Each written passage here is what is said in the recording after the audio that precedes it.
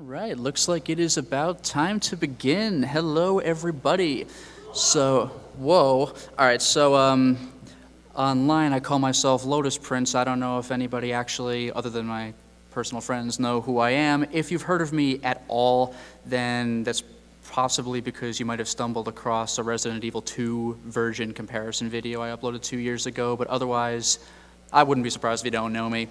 But in any case, I'm here to do something similar to that. What I have prepared for you is a video that compares the various releases of Resident Evil 1, both official and unofficial releases, and also things that were not actually released.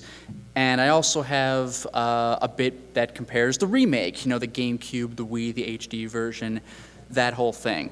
What I really like about stuff like this is that you may have noticed, but a lot of games that were released, you know, today, like the Xbox 360, PS3, Xbox One, PS4 era, a lot of those games have been largely standardized. There's pretty much Xbox One and PS4 and possibly the Switch, but Nintendo often does its own thing. But for example, you know, Bayonetta, back when it was on the PS3 and the 360 only, before Nintendo got involved, if you bought yourself a copy of Bayonetta, you would have better load times on the 360. Sure, the PS3 was inferior because of technical reasons, because it was designed to be run on DVDs, but the actual game would be the same. You're not going to have, you know, oh, I'd better buy both copies because the PS3 version has this and the Xbox 360 version has that. That's not really a thing anymore. Sometimes you'll see stuff like Nintendo gets cute with its, you know, it may give you like a Link costume or something. It still happens, but it just doesn't seem to happen as often. Back in the day, you know, in like the 90s and the early 2000s, there was always something weird going on with a lot of games that were released for that time. Like I said earlier, like Resident Evil 2, the Nintendo 64 version had like a whole mode that you just couldn't find anywhere else. The GameCube version let you skip cutscenes, you know, stuff like that. And it just made the games interesting. It gave you an actual reason to buy this version and that version. If all you care about is the story, then that's one thing. But as far as releases go, there's a lot of personality to be had. So like I said, I have prepared for you a video that took me way the hell too long to edit. And so with that said, just take a look at this. Yeah.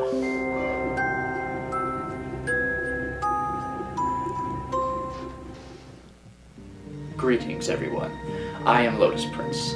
I have been a fan of the Resident Evil series for a very long time, but one thing that I did not know until I did my research was just how many times the game has been ported outside of its original PlayStation release. Now, what I found interesting about these ports is that they're not all just copy-paste jobs. In many cases, there are actual unique content differences among the various versions of the game. So what I'm going to do right now is talk about as many of those as I can across every release of the original Resident Evil, and even its remake that came out many years later.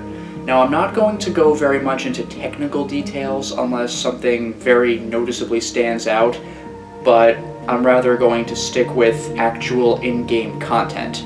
So, with that said, let us begin. We will start, of course, with the original PlayStation release.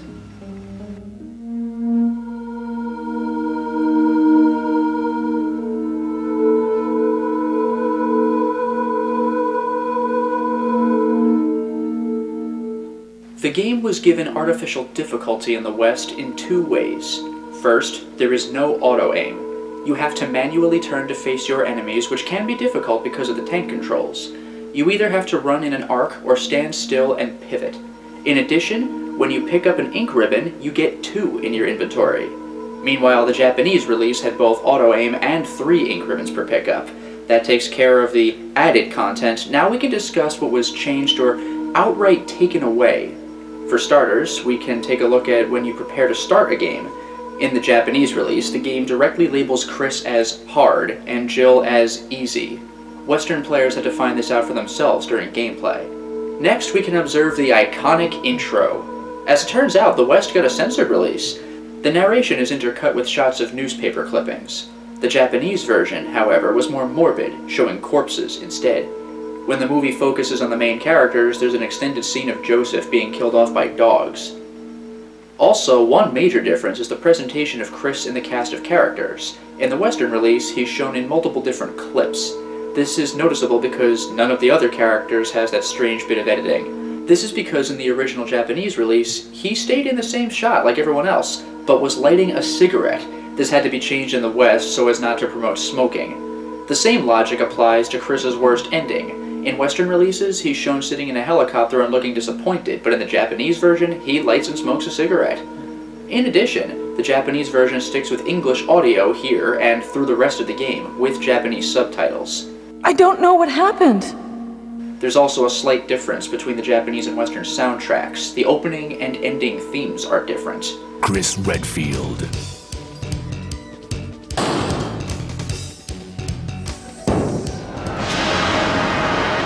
I got a shotgun. Chris Redfield.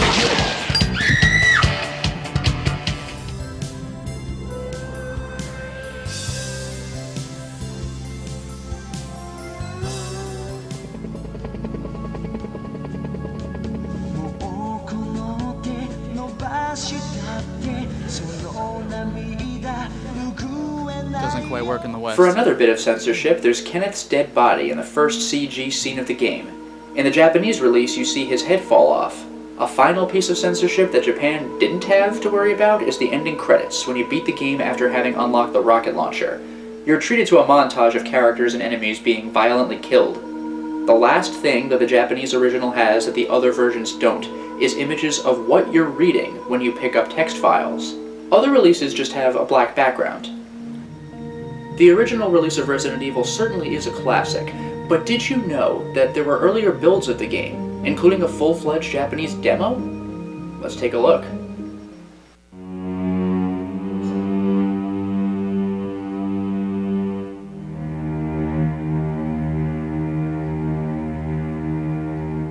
The first thing you'll notice is the character selection. While you can highlight Chris or Jill, only Chris is playable. Like in the full Japanese release, the intro and scene with Kenneth are uncut, and the game is subtitled in Japanese and voiced in English. Alpha Team is flying around the forest zone, situated in northwest Raccoon City. A big difference, though, is the timer that starts as soon as the game shows his character models. It counts up, but make no mistake, it's not keeping score for bragging rights. You have 15 minutes to complete the demo. Kind of. The timer doesn't pause for dialogue scenes, but it does go away for door loading screens, FMV scenes, and anytime you manage your inventory. This means on the pause menu or when using a storage box. Therefore, you can enter the status screen to collect your thoughts if you're trying to think of where to go next. Despite this concession, 15 minutes of being able to run around is still really tight, considering that the demo encompasses the entire first part of the game, up to where you use the crests to open the door to the guardhouse. Only 3 crests though, not 4 like in the final release. It's possible to make it there, but it's tough. If you do, or if you run out of time, then you'll get a message saying that the demo is over. Of course, we're here to see what the demo has to offer, and it definitely has some unique tweaks. One of the first things to notice is that the wooden emblem isn't over the fireplace. Instead, in the room where you normally get the map of the mansion's first floor, the statue is holding the emblem instead of the map. This means that the puzzle involving pushing the stairs to the statue is mandatory. The ink ribbon in the back is worth only 1 as well. Not that it matters, as you can't save, because this is a demo. A message tells you this at the typewriter in the room where you meet Rebecca, but there isn't a typewriter at all in the room with the chemical herbicide or in the main entrance. Speaking of the main entrance, the act of climbing the stairs is a bit different. You still get a loading screen, but there's a bit of Chris doing his gameplay walk first, and the transition into the stairs loading screen goes more quickly than the one in the final game, as you're no longer starting at the foot of the stairs. As for other minor differences, when you put the gold emblem over the fireplace, the clock strikes once instead of 3 times like in the full game.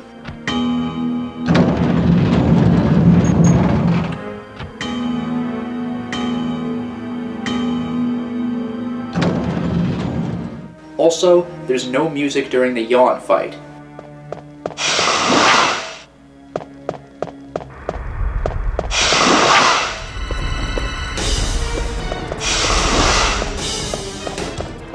There are bigger changes though. For one, In the room where you have to move the 2 statues to block the poison gas vents, there's now a 3rd statue of a different color in the middle of the room to serve as a minor obstacle. In the bathroom, draining the tub yields some handgun ammo instead of an old key. For the real big stuff though, there are 2 things, both in the same area. The first is in the room with the herbicide. As you approach it, you'll hear footsteps above.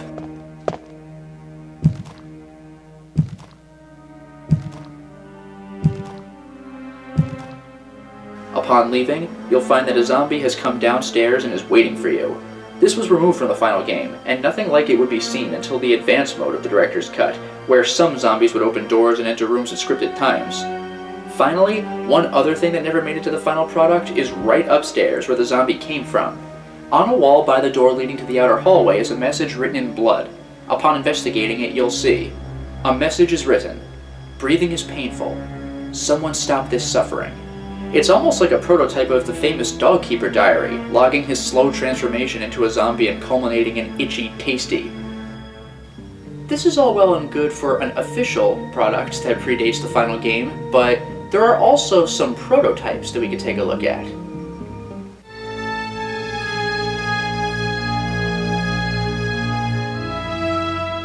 There are 3 prototypes for Resident Evil that I'm aware of. The first one is dated August 4th, 1995, and it seems to be for basic testing purposes.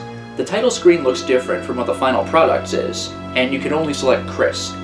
His picture is a drawing of the character, rather than a depiction of the actor from the opening FMV that we get in the final product, and there is no audio when you select him to start the game.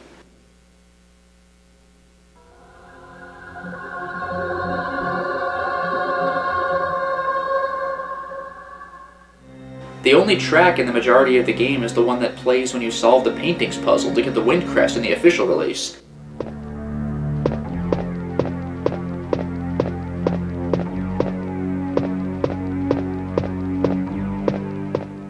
And there is no voice acting, except for cries of pain when you get hurt or die. These seem to be Japanese voices too, as they don't match the ones that end up being in the final game. You start in the main hall without a cutscene, and can only access some of the rooms in the mansion. Upstairs is off limits. There is no inventory screen, nor is there a run function as far as I can tell. You may switch among being unarmed and having the knife, pistol, or shotgun. You do this with a simple press of a button, and the weapons change in your hand, on screen. You also appear to have infinite ammo and health. As for the knife, there is no ready position when you're ready to strike. You simply press the attack button and stab. Camera angles are different in some rooms, like the dining room, which doesn't have the clock ticking, by the way.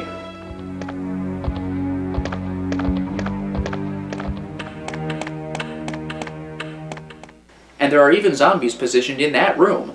Also, even if you kill enemies, leaving and re-entering the room they were in will respawn them. The Kenneth hallway doesn't have his body, but it does have a hunter, which appears slightly different from how it looks in the final game. It also sounds different, with higher-pitched screams.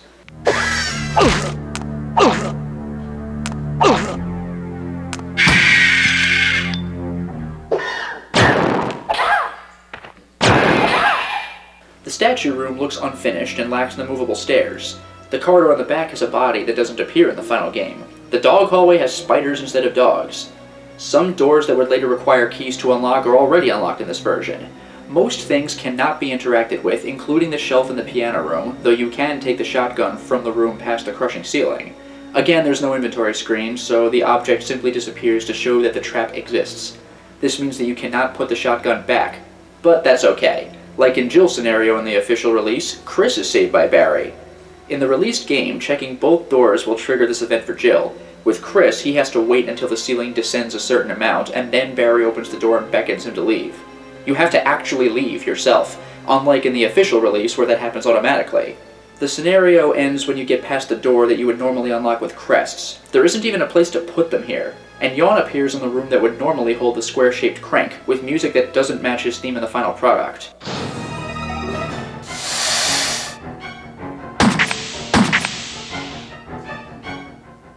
Finally, the only way I'm aware of that you can die in this prototype is via the crushing ceiling.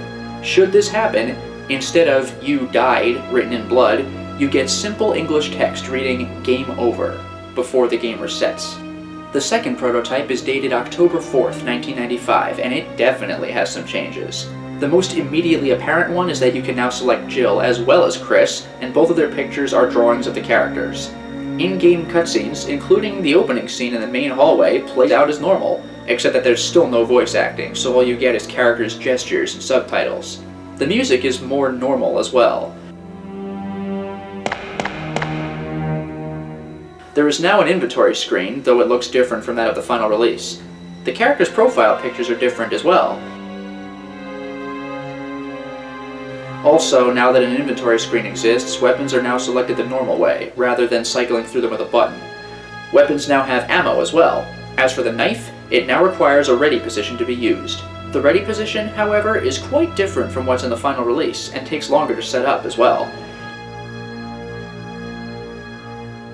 There is now an appropriately placed zombie in the Kenneth hallway, but still no Kenneth or FMV scene. A Magnum is quickly available downstairs, and the dressing room, normally a New Game Plus area, is unlocked, though nothing inside is usable. The early room with the statue has been slightly altered, but still looks unfinished, and does not contain the movable staircase to access the wooden emblem in the demo, or the map in the final release. The corpse in the back hallway has been removed. While a lot of enemies seem to be placed in locations where they would be in the official release, the dog hallway is still a spider hallway in this prototype. The shotgun can be removed from its stand to activate the crushing ceiling room, and now it actually goes into your inventory. The escape scene plays out normally, but again without voice acting. It is possible to go upstairs and check some areas there, like the dining room's upper balcony area and the room with Forrest's body. Regarding going upstairs, you don't have to press a button to go up. You automatically take a few in-game steps up the stairs, and then you segue into the transition screen. The final change is that dying now leads to the familiar "You died" screen. The prototype ends the same way the earlier one did, with the hunter leading to the room that would normally hold the square crank, with Yawn attacking and leading to a "To be continued" message. The final prototype is labeled version 1/31, so I assume that refers to January 31st, 1996. This is the full game, including cutscenes and voice acting, with surprisingly few differences from the official release. Barry! Where's Barry? One big difference, though, is that code is visible on every room transition screen. The statue room still has the wooden emblem, rather than the first floor map. Storage chests have a different sound when opened from the ones in the final release.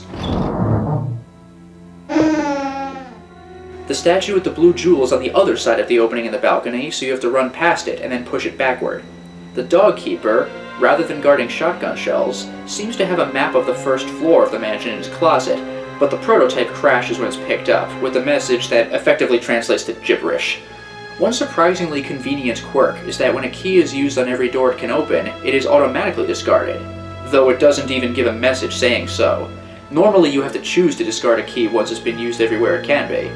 Like in the demo, there are only 3 crests required to open the door to the room with the square crank, rather than 4. The wind crest is missing. The outside elevator transitions don't show the elevator going down, just a still of the controls. In the guardhouse, the red book room and its bathroom do not contain zombies. Picking up maps does not automatically take you to the map screen. Bullets don't appear to combine with each other on the item screen, so you'll need to arrange your inventory carefully. The billiard room contains a different track from what it has in the official release.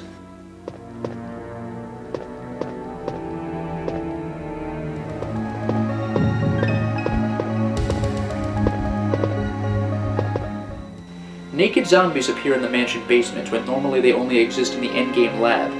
The mansion's elevator battery appears in a secret room behind a bookcase rather than in the small room with ammo. One of the strangest changes is that this game has alternate Magnum ammo. These are known as dum-dum bullets. They were supposed to deal less damage to bioorganic weapon enemies, or BOWs like the hunters, but more damage to zombies and some bosses. My guess is that they were removed from the game because normal Magnum ammo hits hard enough for bosses, and any Magnum ammo type one-shot zombies anyway. Later, Enrico has the hex crank on him, rather than near the entrance of the room he's in. The first boulder in the cave is triggered automatically as you approach it, rather than after you investigate it and start to walk away. This makes it slightly harder to dodge than in the final release. Another strange change is that there is spare ammo for the flamethrower, so the flamethrower can be reloaded. The Doom book in the cave requires not the hex crank to access, but the square crank. This is inconvenient, as it means you need special preparation for the cave with an item you thought you were done with by this point. The endgame lab has naked zombies eating a corpse. Normally they just stand around. There's also a naked zombie coming from a hole in the wall. Lastly, there is a debug menu that you can use to listen to dialogue, Who killed him, I wonder? teleport to certain rooms, and even adjust lighting. This is a very interesting product indeed. Sticking to PS1 releases, the next one to discuss is the Director's Cut, and it has made a lot of changes.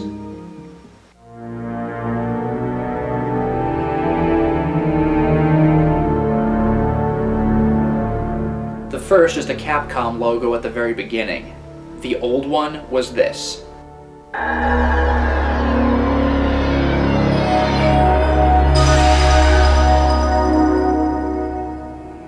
The new one is this.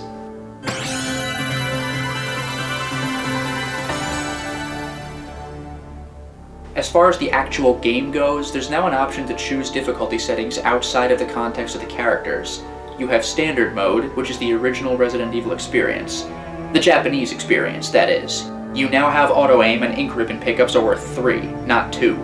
Training Mode provides you with more ammo and ink ribbons per pickup, and enemies do less damage, and take less damage before going down.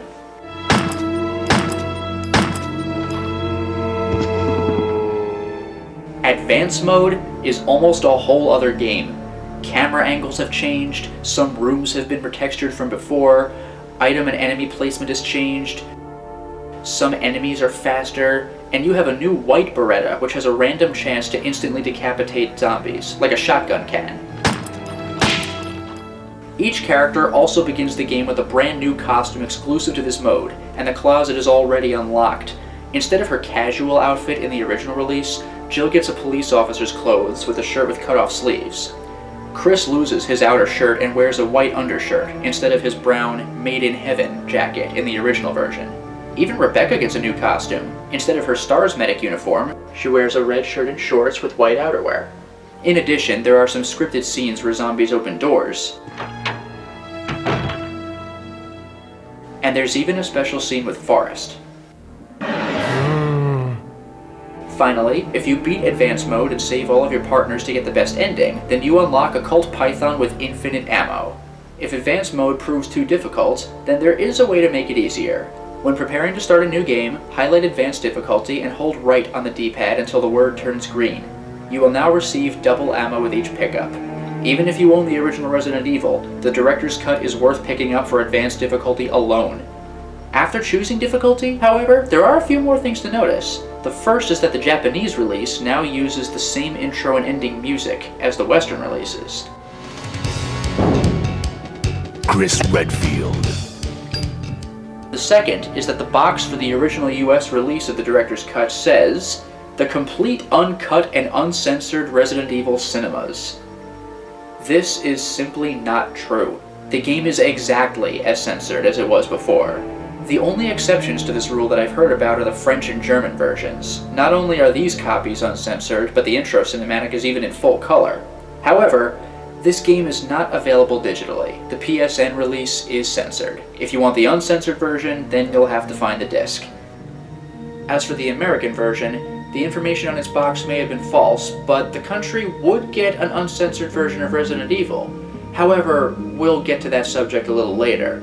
For the next PlayStation release, though, let's take a look at the DualShock version.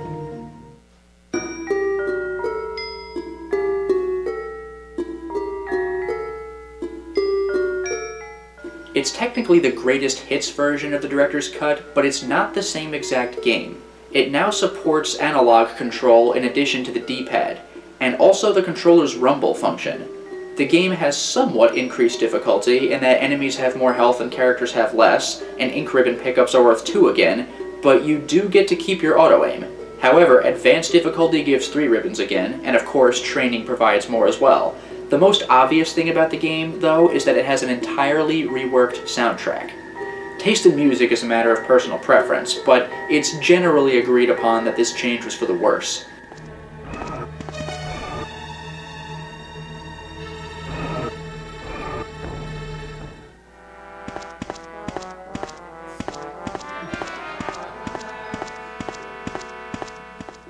As far as I know, these are the only changes. If you wish to purchase these games online, then be aware of exactly what it is you're buying. The American PlayStation Network has the Greatest Hits version, which means that it has DualShock support but a new soundtrack. Now, Europe never got this release of the game, so its PlayStation Network has the original director's cut. However, because it's in PAL territories, and PAL runs at 50 Hz instead of NTSC's 60 Hz, that means that if you do get the European release, you're going to be playing the game at 5/6 of the intended speed. Now, if you want full speed and original director's cut, you can get the Japanese version, but of course the text will be in Japanese. So if you ever want to really confirm what it is you're getting, if you want the original American director's cut, for example, then you'll need the disc. Now that said, those are really the main differences I'm aware of: DualShock support and new soundtrack. Now that covers it for the PlayStation releases. Now let's get to something of an oddball: the Sega Saturn release.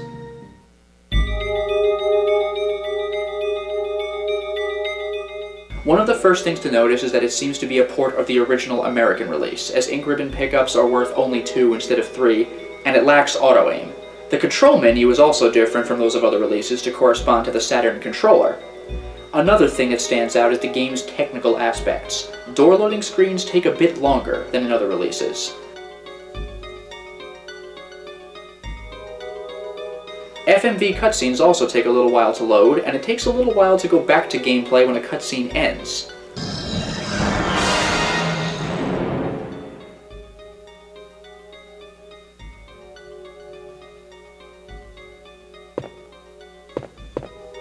However, as the Saturn normally uses internal memory rather than a memory card, saving is noticeably faster than on the other releases. When saving, if you wish to overwrite a file, rather than create a new one, the option says Update instead of Overwrite. Despite what I said about memory cards earlier, you have the option of choosing to save to the system itself, or to a memory cartridge that goes into the system's cartridge slot. As for presentation, textures of things like doors and some objects have changed. During the loading screens, doors are presented in 320 by 240 resolution, as opposed to the PlayStation's 640 by 480. Some objects, like the dining room clock, look worse than before. Character and enemy models seem to have better textures, though they also look blockier than on the PS1. One definite downside, though, is transparency. The Saturn doesn't appear to be able to handle that effect very well. Gunsmoke looks grainy, and water effects are quite conspicuous, from the fountain the dangerous plant grows out of to the area you need to drain with a square crank. After this, though, we can get to some of the stranger aspects of the game. The panic music that comes up in places such as when dogs burst through the first floor hallway sounds a bit different from that of the other releases.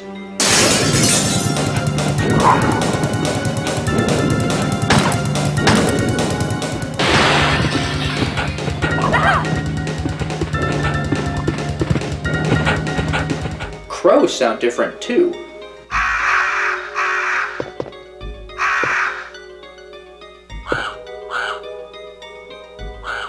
Speaking of crows, one of the rooms they can be found in has a puzzle where you need to press buttons on paintings that depict a person in consecutive stages of life, culminating in a picture of death, which is labeled The End of Life, at least in the PS1 version. On the Saturn, the picture instead says, "Give me the peace of death and I'll give you the joy of life."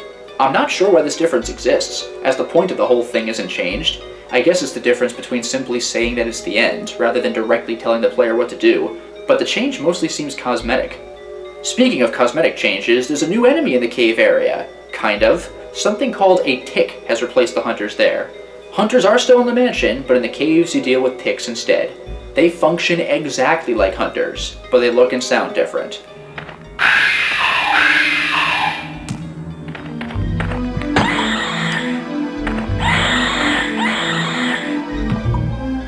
Probably the most interesting part about the normal game content, though, is toward the end. After Wesker gives his big speech, you have to fight the tyrant in the lab. In the Saturn version, though, there's a twist, but only if you play as Chris. After taking the tyrant down, what should show up?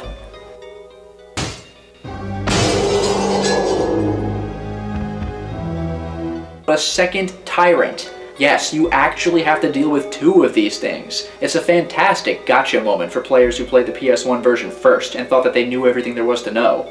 After beating the game, it's possible to unlock alternate costumes for Chris and Jill. These costumes are exclusive to the Saturn version. Jill gets a green beret, shoulder gear, and pants, and Chris gets a blue outfit with body armor. What's also interesting is that it's possible to unlock the costumes the very first time you turn the game on, with a push-button code. During the opening cutscene, when it says July 1998, hold L and R on controller 2, and then press start on controller 1. Your character will be wearing the new costume when the game begins. The final major thing to bring up for the Saturn release is an entirely new mode of gameplay, Battle Mode. This is unlocked when you beat the game. However, you can also unlock it with a push-button code. Hold X, Y, and Z on the second controller and press start on the first controller. You must have save data for this to work though, as Battle Mode is accessed by loading. It plays kind of like the one in Resident Evil Code Veronica. You have to make your way through a predetermined path of rooms and kill everything in your way. Ammo, while it can be picked up at certain checkpoints, is limited. What's also interesting about Battle Mode is its additional new content. There are brand new music tracks for it. One plays during its basic gameplay,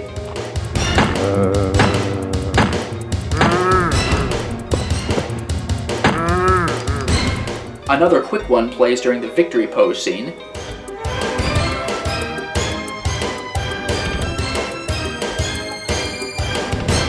the final one plays during the results screen. On top of that, there are 2 completely new enemies, exclusive to Battle Mode. You ironically fight hunters in the caves, while they're replaced by new enemies in the story mode, but you do see something interesting later on. The first is Zombie Wesker. He has far more health than standard zombies do, and attacks aggressively. Despite his high health, he still succumbs to a shotgun headshot. Finally, there's the boss of the whole thing.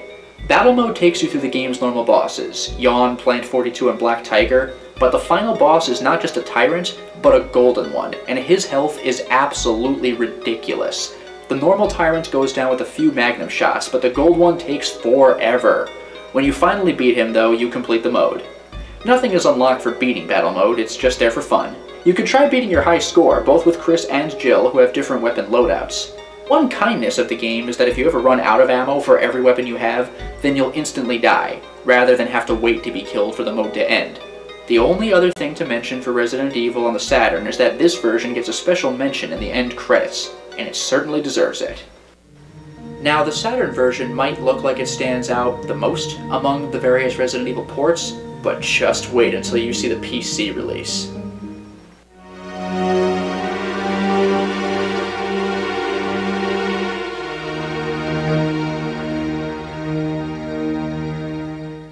The first thing you'll see when you launch the PC version is a logo showing that the game is rendition ready, indicating the company Rendition, a maker of computer graphics chipsets back in the 90s, and boy does it show. The PC release of Resident Evil has the best presentation of the bunch. Character models don't look polygonal like on the PS1, the game's visuals really shine here. While it can be played with a keyboard, it also supports a joypad. In fact, the README file recommends that a joypad be used, just in case you experience what is known as ghosting with the keyboard. This is when holding down multiple keys causes one to override the other, instead of both functions activating. After launching the game, you can go to an options menu where you can set your controls. Unlike a lot of options menus where everything is in text, you can actually see what your character looks like when performing the action you're setting. It reminds me of American McGee's Alice's options menu. As for actually starting the game, well, remember how I said that America managed to get an uncensored version of Resident Evil? Well, the PC release is it. Not only is the opening movie complete, but it is also in full color, which even the Japanese PS1 release can't boast. Other parts of the game are also uncensored. Chris smokes in his ending, and Kenneth's head is still seen falling to the ground. The violent credits for having beaten the game after unlocking the rocket launcher are present as well. Speaking of unlocking the rocket launcher, the PC version of Resident Evil 2 is a strange quirk. Normally, to unlock it, you need to beat the game in under 3 hours. However, on PC, as far as I know, you can take as long as you want, as long as you beat the game without saving once. I tested this. I beat the game once in under 3 hours after having saved, and did not get the rocket launcher. I also beat the game in over 3 hours with no saves, and unlocked it just fine. This is definitely a challenge. No mistakes allowed. Now, after all this, other than the intro movie being in color, I haven't actually addressed unique in-game content. Well, I was able to find 5 things. The first is one of the more noticeable quirks. You can skip door opening sequences when you change rooms.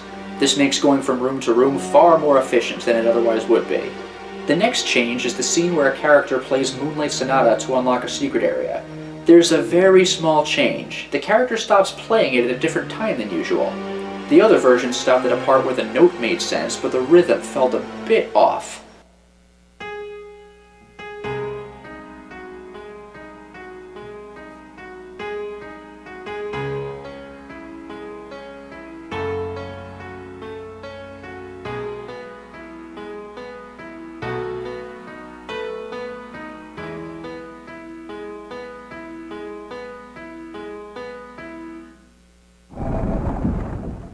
In the PC version, there's a bit more finality to the stopping point.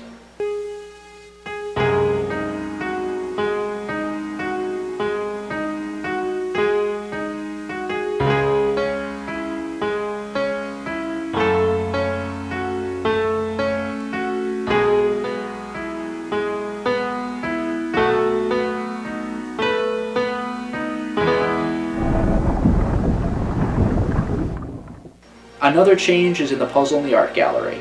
I've already addressed that the Saturn release had different text on the final picture, but the PC version's different still. Instead of the end of life in the PS1 release, or give me the peace of death and I'll give you the joy of life in the Saturn version, the PC version instead has no title for the image at all, but rather a description of it. A picture of people mourning for the dead.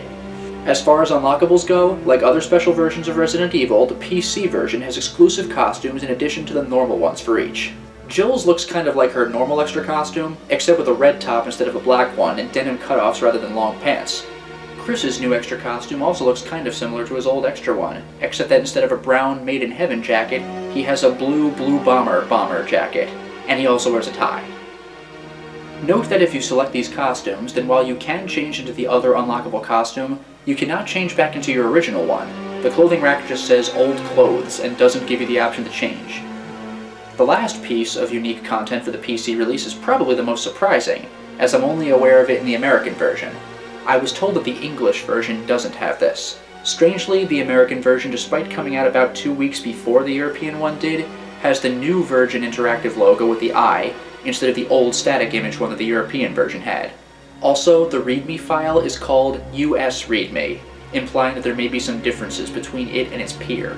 Beating the game unlocks a special weapon for the character you beat it with, which starts in their inventory upon a subsequent playthrough. This seems to be regardless of time or number of saves, as when I experimented to see if the rocket launcher would unlock, both attempts unlocked these other weapons.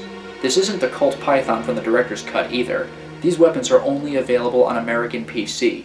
Jill gets an Ingram submachine gun with infinite ammo.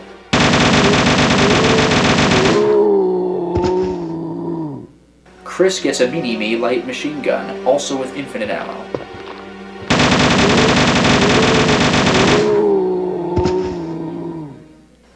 The PC version certainly is charming and quirky, but if you thought that these versions were strange, just wait until you see what's waiting for you on the DS release.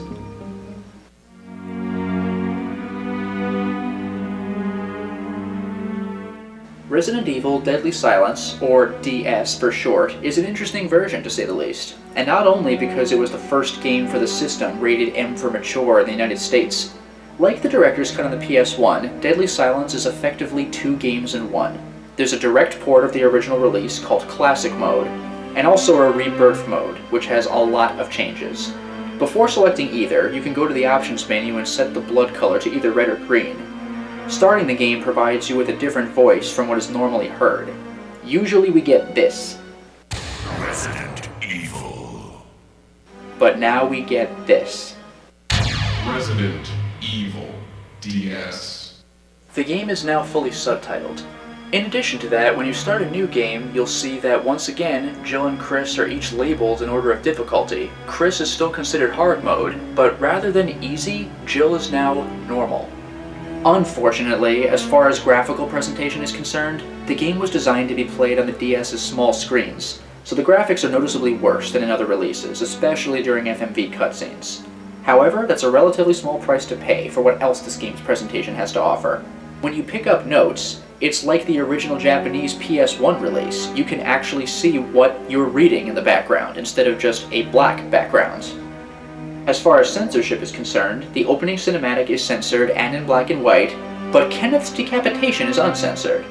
For more general presentation, from the title screen it's easy to see that the game makes use of the DS's 2 screens. There isn't much to see from the title screen and opening cinematic, but if you try to load a save file, you'll see the standard information on the bottom screen, but more detailed information on the top one, like which mode you're playing, the date and time, and the number of saves. Once the game starts, the dual screens really shine. The bottom screen is where gameplay and inventory management take place, but the top screen constantly shows a map of the area. It's actually better than manually checking the map, as the top screen tracks your movement so you can see exactly where you are at all times. It also gives a constant character status update.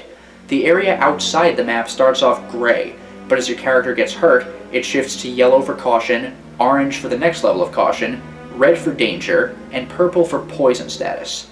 Furthermore, it shows on the lower right what weapon is currently equipped and how much ammo it has. Touchscreen is also supported.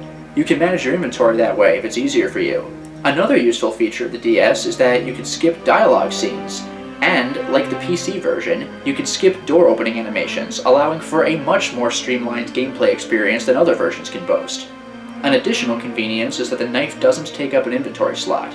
You can equip and slash with it at any time. Characters can also do a 180-degree quick turn by holding the run button and pressing down. This was impossible in the original Resident Evil. A quick reload option is now available as well. In the original game, you had to combine ammo with your gun in the inventory screen. A couple of odd quirks are that the piano playing scene stops at the same part of the music that it does in the PC release.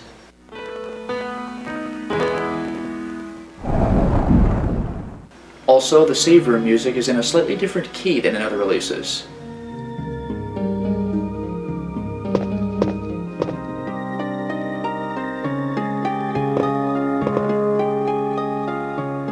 There's also a particularly strange change that makes use of the stylus. You can poke your character in certain places. Ah! Ah! If it's of any consolation, the game offers equal opportunity sexual harassment. Huh? Now for some features exclusive to Rebirth mode. One notable example is that if you're grabbed by a zombie, you can mash buttons or interact with the touchscreen to shake it off of you and knock it down. Also, some room layouts have been changed. One instance is in the room before the changing room. It has a big mirror you can see yourself in when you enter. This is reminiscent of the advanced mode in the PS1 Director's Cut. Speaking of the changing room, there are costumes unique to the DS version. Like the PS1 Director's Cut, playing normal mode will only grant access to the original unlockable costumes, but Rebirth mode allows the new ones as well.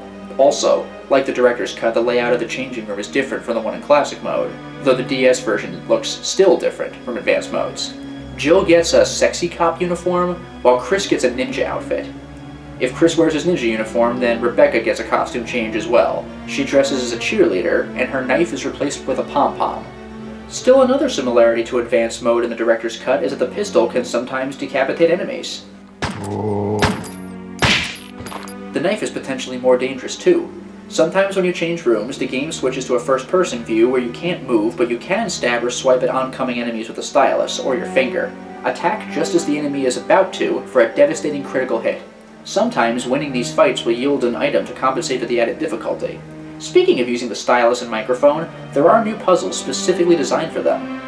There may be new chests, for example, that require using the stylus to properly open them.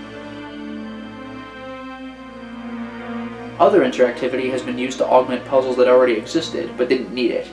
Normally when you put the gold emblem where the wooden one used to be, the clock in the dining room would chime and reveal a key. This time, you have to wind the clock yourself. Similarly, if you save Richard with serum, instead of that being the end of the situation, you have to use your microphone to give him CPR. If you save him, he even tells you to wind the dining room clock to a different time to get a bonus item. Probably one of my favorite features, though, is something rather subtle. There are some rooms where you might encounter more than one enemy type at the same time. This never happened in the original Resident Evil. If you saw one type of enemy, then that would be all you get for that room. In Rebirth mode, however, you may encounter both crows and zombies, or both dogs and zombies, for example. It's a surprising change to something that I never noticed when I first played Resident Evil. Finally, Deadly Silence offers 2 additional modes. One is unlocked by beating the main game, Master of Knifing, a nod to the infamous Master of Unlocking line from Jill's campaign. Here's a lockpick. It might be handy if you, the master of unlocking, take it with you. This mode is a series of rooms where you have to knife every enemy that comes your way. It has a unique music track as well.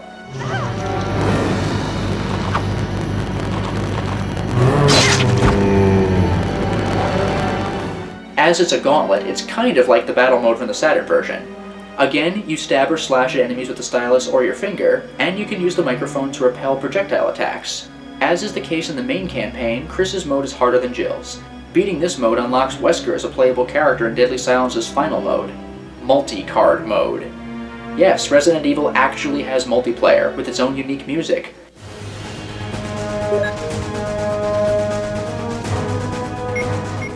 If you have Wi-Fi and are near other people with their own copies of the game, then you can choose to play a co-op campaign where you all share a life bar and have to escape the area, or a competitive mode to see who completes their area first. You can choose among the mansion, the guardhouse, and the lab area, and if everyone's unlocked, then you have a wide cast of characters to choose from. There's Chris, Barry, Wesker, Forrest, Enrico, Richard, Kenneth, Rebecca, and Jill. They also have mostly unique sound bits when you select them. Okay. Rebecca's, though, sounds like it was taken from her first appearance in the main story. Yes, sir. I'll do my best. All right, let's do it. Yes, sir. I'll do my best. Well, Resident Evil on the DS sure was fun to talk about, but there's actually one more version of the game. The Game Boy Color version. Now, don't let the box fool you. This is a fan-made reproduction cart. This game was never completed and never officially released.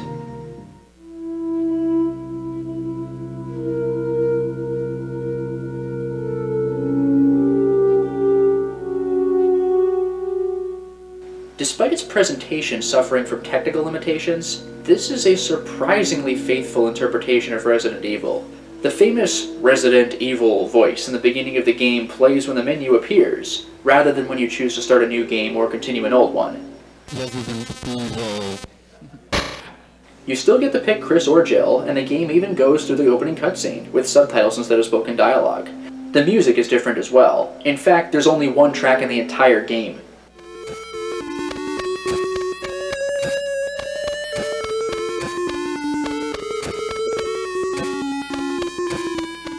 Certain liberties have been taken to make the game playable, such as the table in the dining room being removed so it's possible to walk around, the initial zombie cutscene being reduced to a single screenshot, and zombies dropping to their knees instead of completely falling to the floor when killed.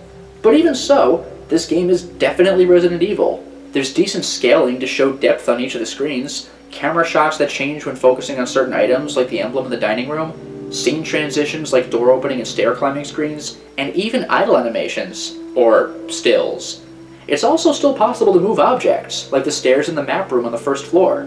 The status screen and inventory management are the same as always, though being able to manipulate 3D objects is not an option. The only time this actually matters in the game is when investigating the Doom books to get the medals inside, but in this version, just clicking the check button will take care of that. Interestingly, in addition to going to the inventory screen to pause gameplay, this version actually has a unique pause screen with the STARS logo. You also have infinite ammo for whatever gun you equip. To my knowledge, this game is unbeatable. I've heard that it's about 90% complete, but from what I've been able to find, it's possible to make it only to a certain point before having to use some sort of cheat or manipulation on an emulator to get past it, but even then, while it's possible to make it to the elevator that leads to the final encounter in the lab, and even power it on, despite that, the game will still say that the elevator has no power, so the last few rooms of the game are inaccessible. Also, the only enemies you appear to be able to fight are zombies. I haven't seen any other enemy type in the game, with the single exception of Yawn, and then only in the room where you fight it for the first time, but Yawn doesn't move at all. That said, nearly all characters, cutscenes, and puzzles appear to be present. This game may be incomplete and unreleased, but this has got to be one of the most ambitious Game Boy Color games, and even ports in general, of all time. The attention to detail and ways of navigating limitations are just incredible. It would have been cool to see the final product, but it's great that we have what we do. Speaking of which, an earlier release of this version has actually been found. It looks like some kind of test copy. You can only play as Chris, even if you select Jill, and he starts with the map and shotgun. After collecting the emblem, it's impossible to check the hollow recess where it once was. Apparently it hadn't yet been programmed in. It's cool to see things like this, an earlier look at what could have been. Well, there you have it. Every version of the original Resident Evil. However, we're not done yet. This game was remade in 2002 for the Nintendo GameCube.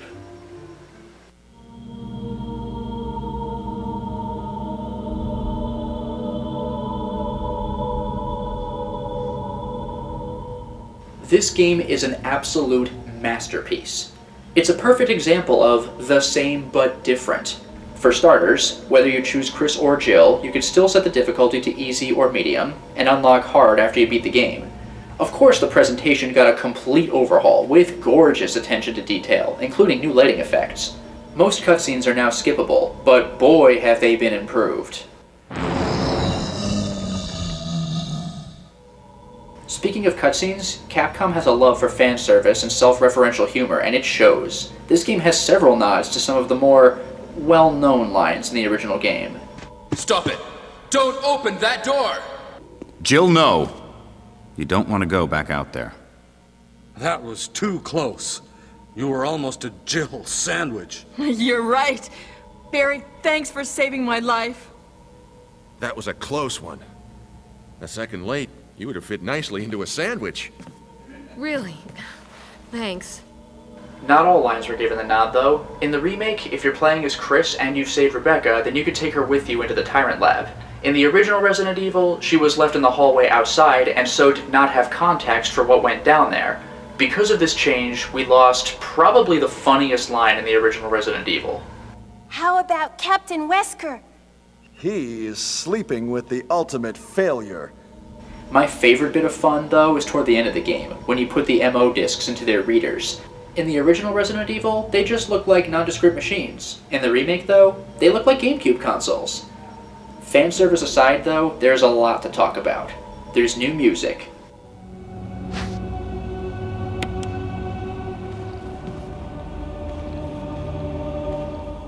There are entirely new areas, like the cemetery.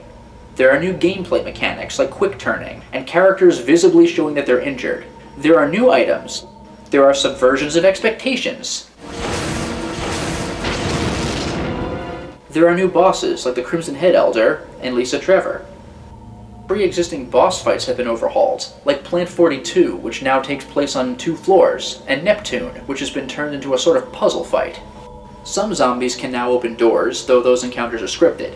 Other puzzles have been changed, and new ones have been added. There's a lot more to do with manipulation of 3D items in the inventory screen than there was in the original Resident Evil.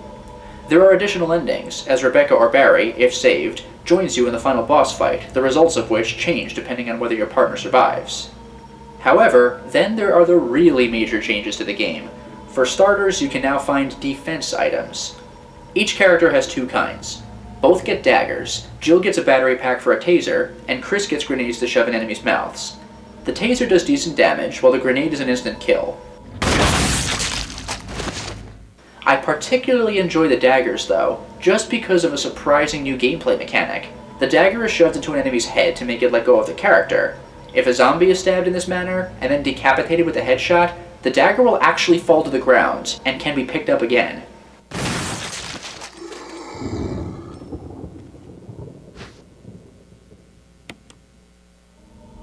Probably my favorite major change in the game is what's been done with the lighter. The lighter was next to useless in the original game, which was a shame as it was Chris's permanent inventory item, likely a nod to him smoking in the original uncensored cutscene. It had exactly 2 uses in the entire game, getting the map on the 2nd floor of the mansion, and lighting a candle in the upstairs dining room so you could see some ammo you could pick up. You can easily beat the game without ever using the lighter, or even entering that upper dining room. In the remake, however, the lighter is immensely useful. It still serves those same purposes, though its use in the upper dining room is actually mandatory this time around, as the hidden item you get is a half of the sheet music of Moonlight Sonata. Yeah, the sheet music is in 2 pieces now. The lighter is otherwise unnecessary for its intended purpose, but then there's been an entirely new mechanic added to the game. In the original Resident Evil, if you leave a room after having killed enemies, then returning will show that their bodies have disappeared. In the remake, zombies' bodies remain upon re-entering locations. This is because many zombies are no longer properly dead after being taken down. Now, after a certain point in the game is reached, if a zombie is killed, After several minutes, it will rise again as the infamous Crimson Head. These things are nasty. They're faster and angrier than before, and make the game a lot more difficult. To deal with Crimson Heads, you either have to kill them all over again, or make sure they never show up at all. When you're fighting a zombie, if you happen to decapitate it, then your job is over. If you don't, then this is where the lighter comes in handy. After a normal zombie is brought down, then if you have the lighter in your inventory, you can use a brand new item, the fuel canteen, as long as it's been filled with kerosene found in limited amounts in various areas of the game, to burn the corpse, preventing it from rising again. The addition of Crimson Heads keeps the game stressful, even when you're in a room you thought you'd cleared. This is especially true because not every zombie rises as a Crimson Head, so each time you pass a body, you have to wonder if you're getting a lucky break if nothing happens, or if you'll pay later for dropping your guard. The lighter, with its new use, remains worthy of staying in your inventory, even right up until the end of the game. Also, if you're playing as Jill, then note that her grenade launcher's incendiary rounds will burn zombies they kill, eliminating the need to light their bodies up later. Speaking of the grenade launcher, it no longer has a maximum ammo capacity for whatever type of grenade is loaded in it, and you can swap ammo types whenever you want. As a matter of fact, this mechanic can be exploited. There's a glitch that, as far as I know, is only present in the GameCube version of the remake, as it may have been fixed in future releases. With Jill, make sure that you have a loaded grenade launcher and ammo taking up a separate inventory slot. Go to an item box, empty your inventory, put the grenade launcher in the top left slot of your inventory, and put the ammo in the top right slot. Exit the box and equip the grenade launcher. Open the box again, highlight the ammo and put it in the box. It doesn't have to be an empty slot, just press the confirm button twice, once to select the ammo and again to place it. Then go to the ammo in the item box, select it, and try to swap it with your grenade launcher. You'll find that your ammo will greatly multiply. This makes even runs on hard mode quite easy, as acid rounds quickly take down hunters and incendiary rounds quickly and permanently take down zombies. As for intended secrets and unlockables, there are new weapons. Well, okay, the first one isn't exactly unlockable, but in the guardhouse you can find a gun that has exactly one bullet. However, it's really strong. Then there's the assault shotgun, a superior shotgun with greater ammo capacity than the original. The assault shotgun isn't unlockable, but it's kind of a secret. You get it from Richard, the guy you had to cure of Yawn's poison early in the game. If you're playing as Jill, then if you save him and do enough damage to Yawn in your first fight with it, a cutscene will happen and he'll drop it. If you're Chris, then if you save Richard, he'll show up in the Aqua Ring and drop the gun for you to pick up later when the place is drained. Another secret is Barry's gun. During the final Lisa Trevor encounter, you can choose not to return his gun to him. If you choose to hold on to it, then you can pick it up during or after the fight. It's quite good. It can one-shot even the Tyrant in the lab. Now for actual unlockables. If you beat the game in under 5 hours, then you get the Samurai Edge pistol for both characters. It has infinite ammo and can fire 3 shots in rapid succession. You still unlock a rocket launcher for both characters upon beating the game in 3 hours, but it's not the one that you use in the final boss fight. You get a different model, which can be aimed up and down, and can kill anything in one hit. Those zombies still have to be burned. They're not obliterated like they would be from a rocket in the original game, so Crimson Heads can still pop back up. For more unlockables, there are the costumes. Chris and Jill have 2 new costumes each. Simply beat the game once with them to get the closet key and the first costume, and a second time to get the other costume. The changing room is now toward the beginning of the game, behind a painting in the hallway past the statue with the map. Jill's first costume is combat-style clothing, and her second is her primary outfit from Resident Evil 3. Chris gets streetwear for his first costume, and his Code Veronica uniform for his second. Also with Chris's new costumes comes a new one for Rebecca. She gets a cowgirl outfit. Besides costumes, there are also new game modes. Beat the game once on normal difficulty to unlock Real Survival Mode. This one is no joke. The difficulty is set to hard, auto-aim has been removed, and arguably most importantly, item boxes are no longer linked. If you want to get an item you put in a box, then you'd better go back and find that box. Beating the game on Real Survival Mode, or twice on any difficulty, unlocks Invisible Enemy Mode, where enemies are completely invisible except for in 2 scenarios. The first is if they grab you, they'll fade into view until you throw them off. The second is Reflections. There are several points in the remake where you'll run over puddles of water or in front of mirrors, and invisible enemies reflect in both. It can be an unnerving experience when you first see this. Also, as enemies are invisible, there is no auto-aim. That would spoil the fun. The final thing to unlock permanently affects the game. It can't be turned off. You'll have to start a new file to avoid this one. It's one tough zombie. Remember Forrest Speyer, the Dead Stars member on the second floor? He'll attack you if you walk past him to get a healing item, but in One Tough Zombie, he isn't in that room at all. That's because he's walking around. He's in several preset areas of the mansion, and he makes life quite difficult. He has the speed of a Crimson Head, but dies in just one hit. That sounds all well and good, except that he dies in one hit because he's strapped with grenades. If he dies, then you do too. You cannot fight him. If he grabs you, then just let him bite, because fighting back will result in an instant game over. Have fun looking for him, or maybe he'll find you instead.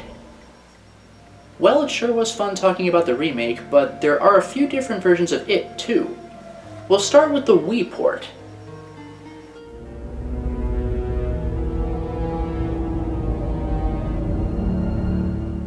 The Wii port is nearly identical to the GameCube version, so there really isn't much to talk about.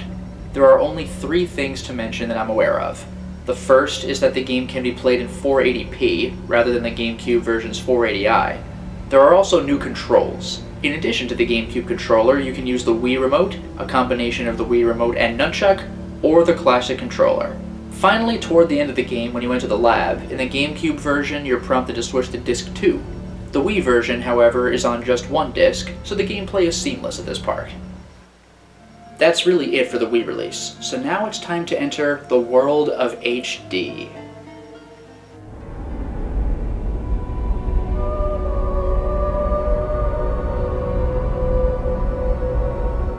In 2015, Resident Evil's remake was finally released in HD.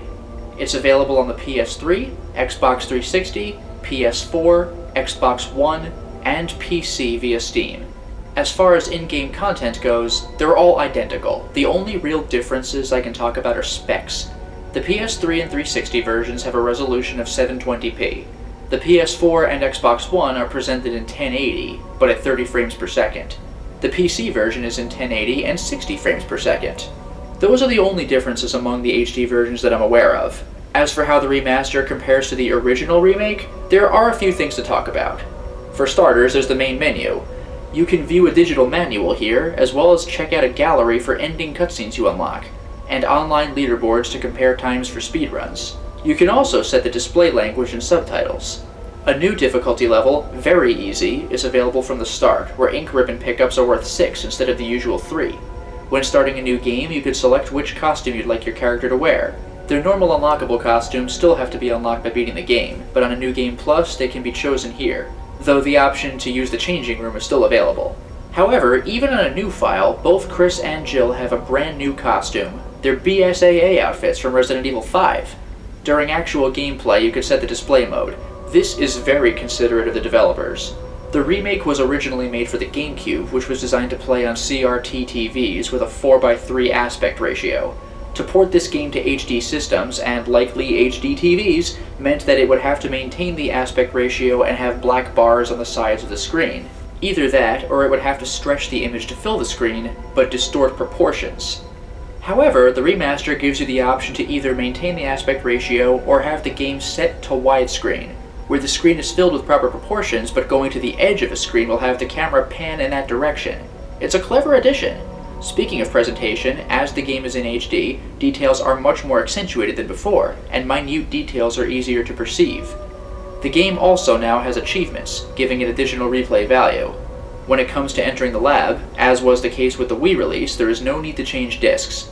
The HD games run either on Blu-ray, which is far more storage space than a GameCube disc, or as downloadable titles where there are no discs at all, so it's no surprise that the transition into the lab is seamless. When it comes to gameplay mechanics, as was the case with the DS release of Resident Evil 1, the remaster has conveniently added tactical reloading. In addition to being able to reload your weapons by combining them with ammo in the inventory screen, you can also hold the aim button and press the cancel button to reload during gameplay. When you unlock a new weapon or mode, the caption text has been changed. When you unlock the Samurai Edge, for example, the GameCube version simply says, "Chris and Jill now have this," which may be a nod to Barry's line in the original Resident Evil. But how about you, Barry? I have this. The remaster, however, tells you that you got Barry's custom Samurai Edge, and also adds, "It's really powerful." What is it? It's a weapon. It's really powerful. One of my favorite changes, though, is the MO disc reader. It no longer looks like a GameCube, but you can kind of tell that it used to be one. The power, reset, and disc tray open buttons have been removed, but you can still see ports with what could only be the ends of GameCube controller wires hooked up to them. Overall, Resident Evil's remake looks even more gorgeous than ever. This is a masterful port that keeps what made the game good, and adds some tweaks to make it even better. Well, there you have it. That was every version of Resident Evil 1 and its remake. This was a lot to talk about. If I had to choose a favorite version, I'd probably go with the original director's cut on PS1. I prefer its soundtrack to the DualShock releases. Now, I like the director's cut because it's basically 2 games in one. You have original mode and advanced. Now, the DS also has 2 Resident Evil games, but it also has Master of Knifing, multiplayer, and the ability to skip cutscenes and door opening screens. And it's portable, so there is that to consider as well. The PC version has by far the best presentation, so it's really a matter of what you prioritize. As far as the remake, one of the HD versions. Personally, I would go with PS4, Xbox One, or Steam. I like PS4 because of the convenience of console. I don't have an Xbox One, but either way, they're effectively the same thing. The PC does have slightly better FPS. It has 60 FPS instead of 30, but as this is an old-school Resident Evil game, FPS isn't exactly required for a proper gameplay experience. The original game was released in, not 60 FPS anyway. Regardless though, whatever version you do choose, you're going to have a good time. Thank you very much for watching this video and going on this journey with me. I hope it was fun as well as educational, and I hope that the Resident Evil series continues to offer amazing games in the future. Until next time, everyone.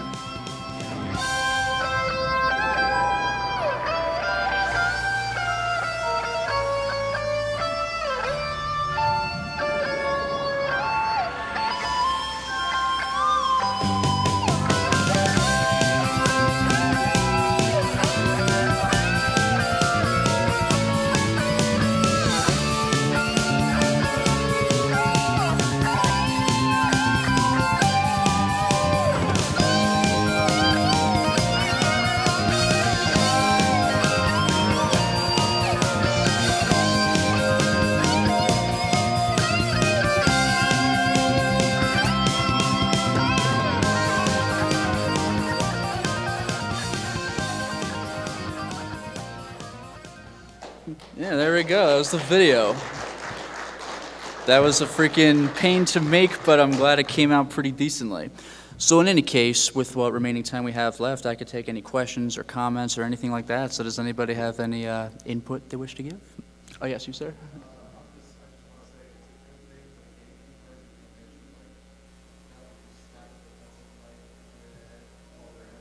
Yeah. Yeah, stabbing a zombie with a defense knife and being able to blow their head off for another one, I myself didn't discover that until way later. I think I read it somewhere, and I tested it out to see if it was actually true, and I could not believe it when it was, because Resident Evil 0 came out after the original remaster, and in that game, the gimmick was you can drop any item you want anywhere. There were no item boxes, but yeah, that's the whole thing. So Resident Evil 1 through 3 really were all about item boxes, so the idea that you could put an item where it wasn't scripted to be just really threw me off. So it was cool to actually blow off a zombie's head and hear that clank of the dagger as it falls down. The only thing is you don't want to kill a zombie with the dagger because then it's gone forever. Anybody else have any input or anything of that sort? Crickets, perhaps? I don't know, I'll take anything. I mean, the reason I had this scheduled until 2:30 was because the video was long. So if there's no further input, then there's no further input. What are you going to do? But if anyone does. Oh, yes, in the front.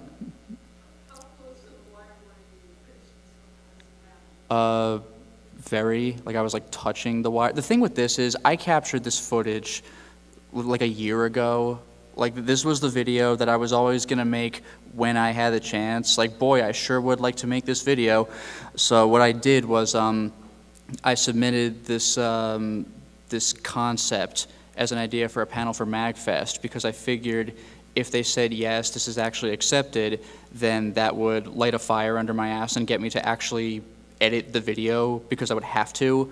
So when they said yes, which I really didn't think they would do, I was like, oh no. So I basically had 2 weeks to put this together. Like, I had the footage, but I swear to God, like, editing this was such a long, tedious disaster. I actually finished this on, like, I could have had a version of the video on Monday, but you might have noticed little weird camera quirks with some of the screen transitions and stuff, so I cleaned it up on Tuesday. So basically the day before I left for MAGFest. Like, it was pretty close, and this is with me maybe not doing so much stuff during the day, but at night staying up till like 4 in the morning just grinding away at this. It's freaking mind-numbing. So this, like, almost didn't happen, and if it didn't, then I would have said, like, oh, the video's not finished, but here's, like, 45 minutes, you know, or something, like, it's a panel. So I'm glad I was actually able to finish this, because I really questioned whether I would. Anything else people wish to? Yes.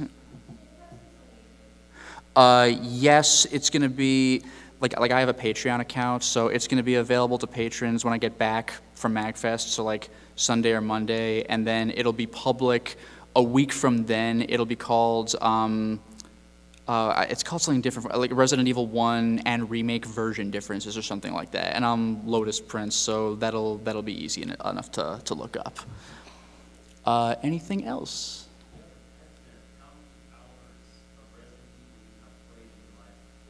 This game or like all of Resident Evil?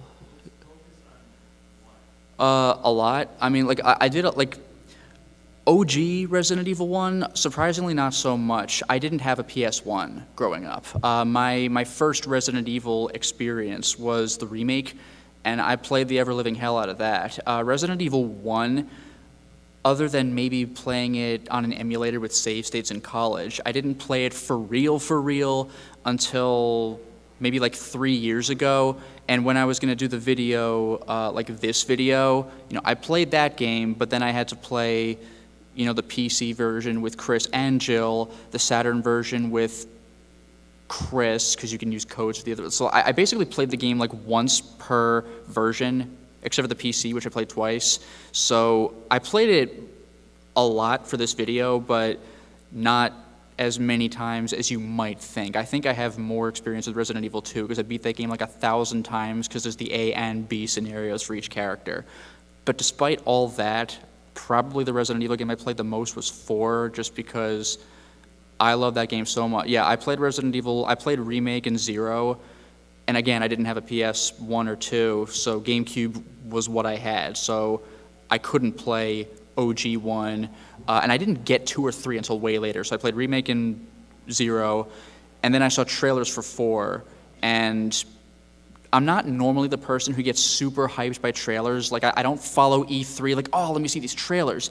But I was totally sucked into 4, because what a radical change it was. And I played that game like 1,000 times. Anybody else have anything they want to put in? I feel like I'm in my college class right now where I'm pulling teeth for, yes. Do I do speedruns like, you know, am I going to be at AGDQ? No, but for making this video, I definitely wanted to go as fast as I could for the sake of not pulling my hair out. So I was able to do, for example, OG Resident Evil 1 with Chris in like an hour 35, an hour 40 minutes because I looked at a guide that showed you how to do it efficiently. It got to the point where I beat Resident Evil 1 by playing with only the pistol up until and including Plant 42. And then once Plant 42 is dead, it was avoiding enemies and using the Magnum. So like it really got fast just for my personal desire to get to the end credits so I can capture footage. But like, but I'm not a speed runner though. Anything else? Yes. Mm-hmm.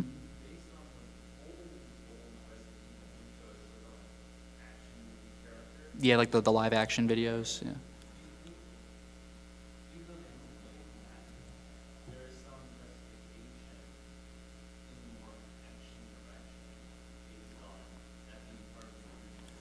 Probably it did look like, whoa, movie stars and stuff like that, even though the game didn't really reflect that almost at all, but it was kind of like, I mean, it was pretty cool because it would get you more in the mood than this is a slow-paced, try not to die game, because we're coming off of, like, this is the PS1, so what are we coming off of? Like the Super Nintendo, where like everything is like platformers and stuff, so I think the last thing people want is a slow, deliberate game, so the FMV might fool you. Plus, the live action was like, graphics will never get better than real life, so it's like, whoa, look at how hardcore and edgy this game is. This guy got his hand bitten off, like, oh my god. So like, it definitely got people in the mood. I think they strayed away from that afterward, because there really was a disparity between what that looked like and what you got, but I guess the attitude it conveyed was still effective, and even today people remember the, you know, at least the opening. I don't know about the ending so much, but the opening really was gripping, especially at the time. Was there anything else? I thought I saw a hand somewhere in the frontish. Unless that was the exact question. Yes.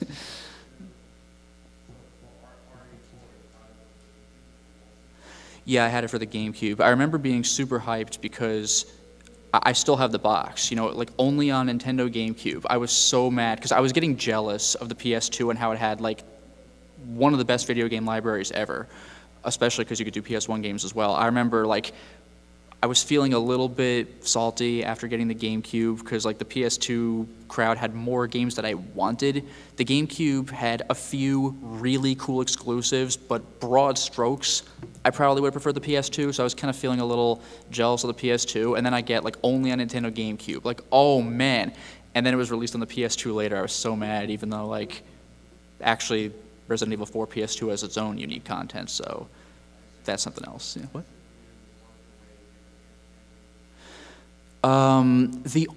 Actually, that's the only thing I didn't get myself. The hand cannon, if I remember correctly, I think the hand cannon you got from getting whatever the maximum amount of stars is, like 5 stars on like every level with every character mercenary mode. And I just could not deal with the mercenary mode. Like I could survive it, but like 5 stars, are you kidding me? And like my college roommate just knocked it out for me. So that's the one thing that I didn't do myself in Resident Evil 4. It's ridiculous. It's ridiculous. Like, do it with Krauser, or Ada or something. It's just like some characters are just objectively better than others. Hunk and Wesker are probably the best. Hunk could just insta-kill anything that's not a boss. Anything else people wish to ask or state? Oh, yes. Oh yeah, just the guy behind you had his hand up first. I'll get to you next. Yes. Oh, yeah, that's what I had in the video. Barry, where's Barry? Yeah, my brother actually got this for me, so I have no idea where this came from. Yeah. And it's the remake zombie face. I'm sorry, you heard your question as well?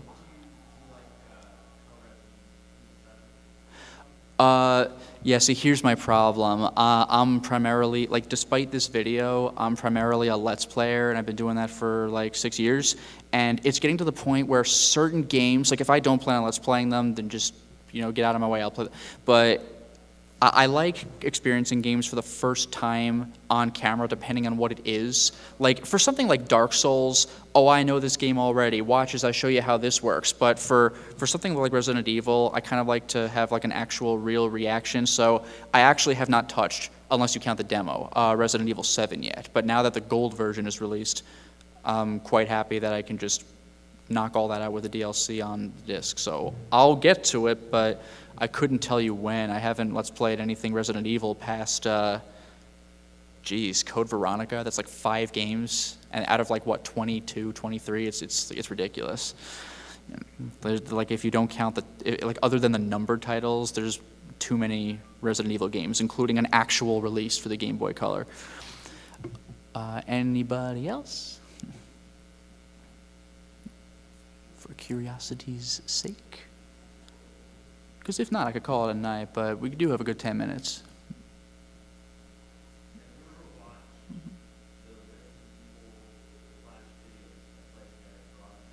Ooh, the Flash. I don't believe... Legendary Frog was like...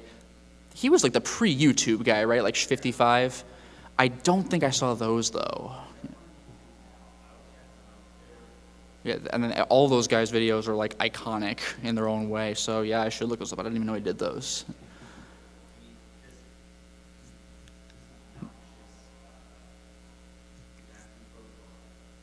Oh, Steve, the whiner, yeah. Yeah, well, that's probably not far from accurate anyway. I have, however, seen the Resident Evil CG movies, which are pretty good, and hilarious. Oh my God, Vendetta's the best. It's really not, but it is. Oh my God. I could talk about that movie. That is funny as hell, and it's not supposed to be at all. Oh, just one thing. There's one part where there's this crazy motorcycle chase where Leon's driving at like 1,000,000 miles an hour down the highway, trying to run away from those dogs, which are somehow catching up with him. And he fires a couple shots at the dog behind him. The dog, dies and goes flipping down the road.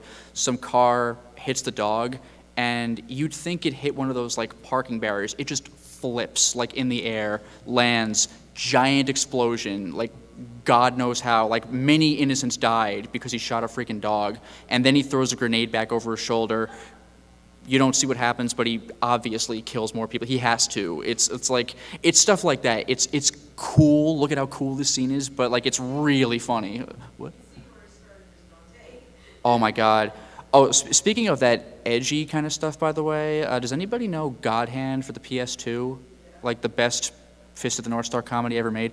There's a bunch of Resident Evil 4 references in that game because it came out a little bit after, and one of them is the bad guy Azel, like the Devil Hand. He's Leon, like he's Leon. He's got that hair, and he's got like douchey sunglasses, but like he's clearly Leon. And like Gene's backflip juke is the same thing in Resident Evil 4 when he dodges like the 1,000 lasers, like that's the final laser trap thing. There's little stuff like that. It's pretty cool. And there was one other thing. I forgot the exact context for this, but back when Resident Evil 4 was super duper serious, you guys, going to be exclusive to GameCube, I think Shinji Mikami had said something about like, it was something about like they'll serve up my head on a platter before they release Resident Evil 4 on whatever other consoles. And in God Hand, the thing that nobody does, like the Chihuahua racing, they're named like horses. They just have like crazy names. And one of the Chihuahua's names is like Mikami's head. And before I knew that, I was like, what? It was really out there. Also, God Hand is great. Play it. Anything else? Anybody? Yes. Probably, even though he gets kind of like, I'm not going to say grimdark, but he's going in that direction from like Resident Evil 6. I'll probably still say Leon, although Claire's still up there, because Claire was pretty awesome in 2 and super badass in Veronica, except for the second half where, never mind about that, it's all Chris now, but like that opening scene was amazing. So it's probably Leon or Claire. That might be a bias of mine anyway. I just really like Resident Evil 2. But Chris is kind of like, I'm the hero, kind of like, I'll stop you, kind of bad, like protagonist. Jill's pretty cool, but like the way they handled her in Resident Evil 5 was bizarre, to say the least. And I haven't played Revelation, so I'm sure, or Revelations on the 3DS, so I'm sure I would enjoy that, but haven't gotten there yet. So I'll just play it safe and say Chris and Claire for now, or excuse Leon and Claire for now. Or maybe Ark from Survivor. What a great game that was, with the bland deliveries. All right, so anybody else? Any cues for the Q&A? Oh, yeah, sorry, one more time. Oh, geez. I probably do. OG Tyrant is pretty awesome. I really enjoy, maybe Form 2 of Birkin on Resident Evil 2. 4 had a bunch of really cool bosses, but William Birkin in Resident Evil 2 really got me, partly because of what he was. He was like the next Tyrant, but I remember at the time, back when the game was newish, the graphical presentation really, really blew me away, because with Tyrant, he comes out of the tank and he looks crazy cool, but Birkin was just a big, incredible Hulk with a pipe, but then he like grows the Tyrant Claw, and like you just didn't really see many animations like that in the PS1. That was like really cool for the time, and it still kind of looks cool now, But I remember what really impressed me, and this isn't really Birkin himself, so this is kind of a bad answer, but when he's attacking you on that little cable car you're on, I remember that if he took a swipe at you and you moved out of the way and he hit the wall or something, I remember his claw would scratch against the wall and little sparks would come out, and that attention to detail just totally blew me away back in the day. Like now, you'd be surprised that that didn't happen, but like I couldn't believe that the PS1 had such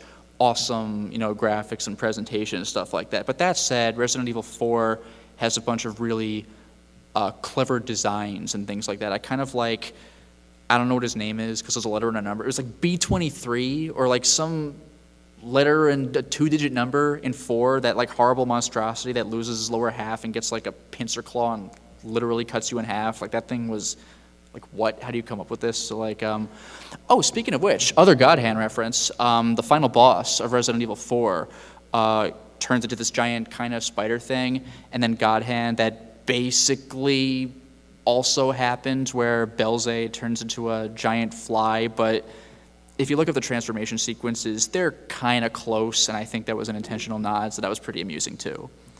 And he also transforms without you fighting his human form, unlike the other God Hand bosses. He just shows up and goes demon form, and that's kind of what happens at the end of Resident Evil 4. Like, you're finally ready to fight the old man, and how is he a threat? And he turns into this big thing. I could probably do like one more question if anybody has one, because we got like just 2 or 3 minutes left. So anything else people wish to bring up? One last one? For curiosity's sake? Yeah, 3 in a row, tic-tac-toe? Yeah. Absolutely. Resident Evil 1, 2, and 3, there's a chance I might like those better than individual Silent Hill games, but well, it's tough, because like, after Resident Evil 4, starting from 5, it went in a more like just kind of fun shooter direction than horror. Silent Hill has stayed horror, but after like Origin, it just kind of fell apart. Like Silent Hill 2 is like tied with Eternal Darkness as my favorite survival horror game of all time. Even Resident Evil, old Resident Evil, those are horror games, but I find them more fun than scary. But Silent Hill 2 is actually scary. And I mean, for me, it depends on what your thing is. Resident Evil is scary in that, oh my God, I'm gonna die from these monsters. But Silent Hill is more of an atmospheric kind of thing. Like Resident Evil has atmosphere, but it'll turn like kind of run and gun a little later. Like you start in the scary mansion, but then you're in a lab, you're in caves. Like Silent Hill really is oppressive, so it gets to that point. But again, especially early game. But like Silent Hill, Homecoming and onward, they have things that I like, but like I don't know. What was it? Except for Book of Memories. I don't even know if anybody wants that. I think a couple people wanted that. Book of Memories is a pain in the ass too, because I don't have a Vita, so I have to capture from PSTV, and the game was obviously designed with touch controls in mind. And like, you can do it on a controller, but you don't want to. But otherwise, yeah, everything except for that and the visual novel, the play novel for GBA, because that's a Japanese game. But yeah, I got to wrap it up like a good 30 seconds, 50 seconds ago, so 3 is gold, yeah. Vincent? It's gotta be Vincent.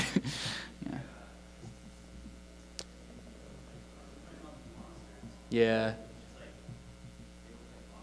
Yeah, that was one of the most chilling lines in the entire series, because it makes you question everything. That was fantastic. Oh, I'm kidding. It was just a joke. Like, oh my God. And now I'm like afraid of fighting anything for the rest of the game.